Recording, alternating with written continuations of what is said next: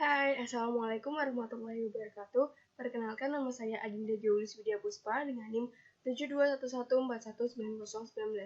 Nah, kali ini saya akan mempresentasikan tentang Sistem Informasi Manajemen, bab pertama yaitu pengantar sistem informasi. Langsung saja pada sejarah sistem informasi, terdapat 3 bagian. Yang pertama, evolusi peranti keras komputer.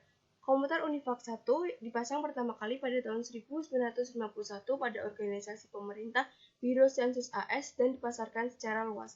3 tahun kemudian, Univac mampu melakukan 2000 kalkulasi per detik, suatu jumlah luar biasa lambat jika dibandingkan dengan komputer mikro terkecil dan murah saat ini. Komputer terdahulu atau mainframe hanya fokus pada satu tugas tunggal yang diminta oleh pengguna. Maka, pada tahun 1960, IBM memperkenalkan lini komputernya yang mampu melakukan berbagai tugas yang diminta berbagai pengguna atau multitasking. Yang selanjutnya adalah komputer berukuran kecil. Pada tahun awal komunikasi, banyak terjadi monopoli komputer, di mana para pengguna harus berkomunikasi dengan spesialis informasi.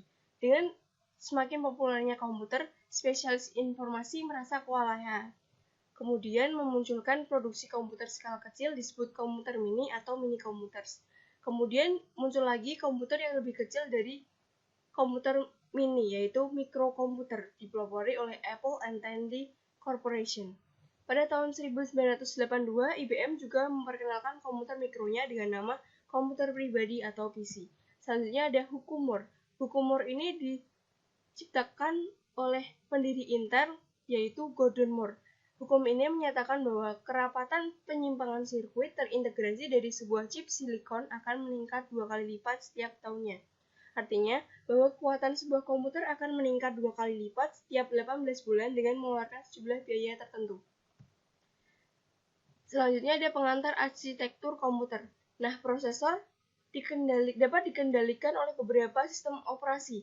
Yang pertama adalah Windows XP. Tugasnya adalah mengelola alat input dan output, kemudian sebagai alat penyimpanan data dan operasi atas data. Yang kedua ada unit pemroses sentral atau yang dikenal dengan CPU. Tugasnya mengendalikan seluruh komponen lain. Yang ketiga adalah memori akses acak atau RAM, sebagai tempat kerja sementara bagi CPU.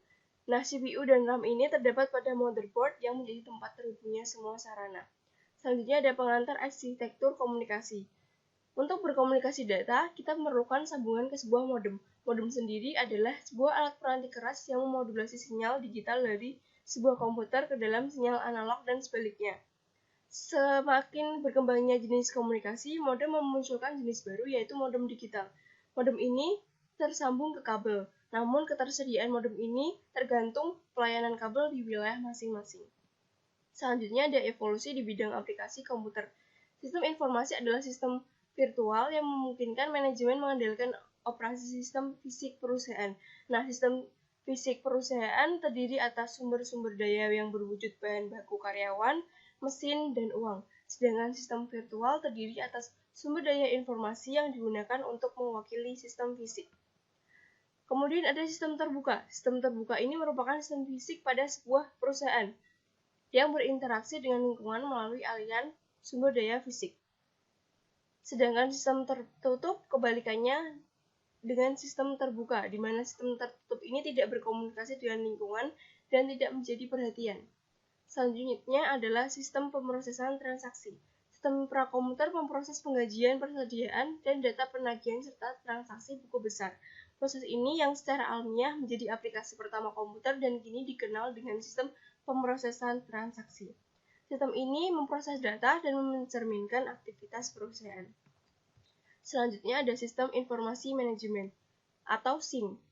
Sebagai suatu sistem berbasis komputer yang membuat sistem informasi tersedia bagi para pengguna yang memiliki kebutuhan serupa. Penggunanya yaitu entitas organisasi formal atau subunit anak perusahaan.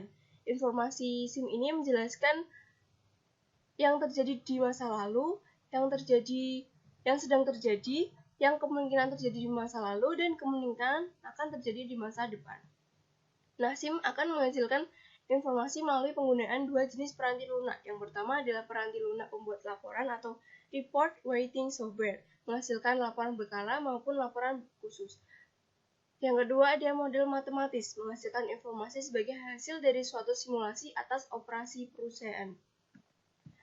Nah, output informasi yang dihasilkan SIM akan digunakan oleh pihak yang berkepentingan untuk memecahkan masalah perusahaan. Kemudian, perusahaan melakukan interaksi dengan organisasi lain untuk membentuk suatu sistem informasi antar organisasi atau IOS.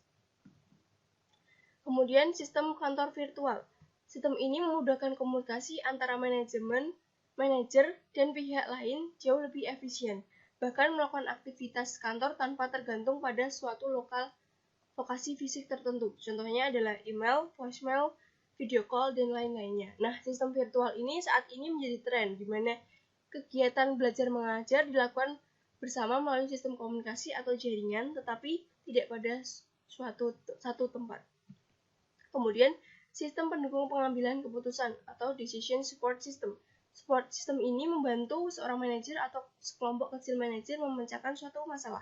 Output dari DSS ini dihasilkan dari suatu basis data relasional, tambahkan kemampuan dukungan keputusan kelompok melalui perintah lunak Grover.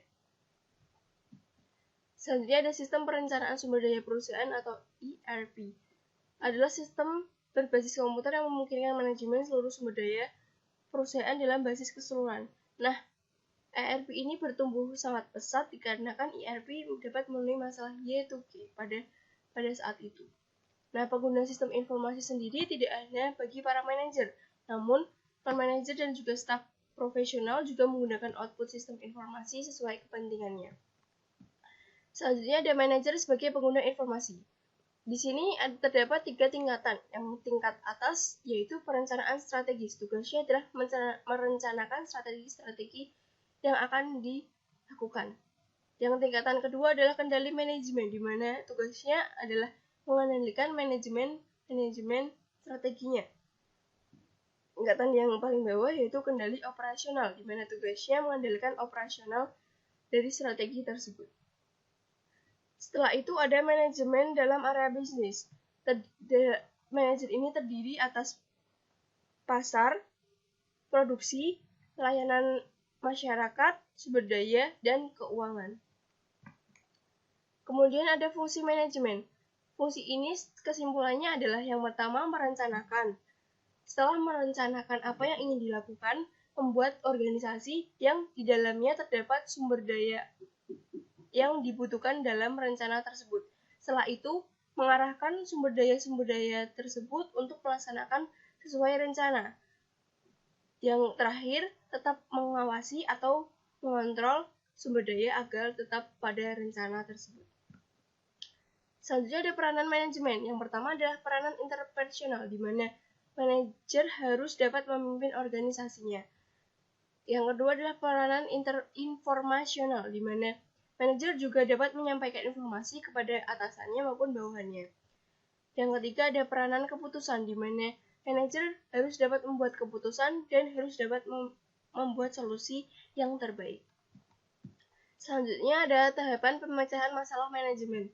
Menurut Herbert Eichmann ada 4 tahapan. Yang pertama adalah aktivitas intelijen, di mana manajer harus dapat menemukan masalah-masalah yang ada. Kemudian ada aktivitas perencanaan. Kemudian manajer merencanakan solusi yang akan dilakukan melalui tindakan. Kemudian ada aktivitas pemilihan di mana manajer akan memilih salah satu tindakan yang paling tepat untuk solusi dari masalah tersebut. Yang terakhir ada aktivitas peninjauan di mana harus menilai masa lalu agar kesalahan-kesalahan masa lalu dapat tidak terulang lagi pada masa depan. Yang terakhir ada masa depan teknologi informasi, di mana kita melihat teknologi sangat berkembang pesat diharapkan dan kita dapat memprediksi bahwa komutasi akan semakin berbiaya rendah, mudah terhubung, dan berukuran kecil. Selain itu, manajer juga harus terus belajar untuk meningkatkan kualitas sistem dan kinerja teknologi informasi agar manajer dapat memperoleh keuntungan yang lebih luas dan teknologinya semakin canggih. Sekian penjelasan dari saya. Terima kasih sudah menyimak. Wassalamualaikum warahmatullahi wabarakatuh.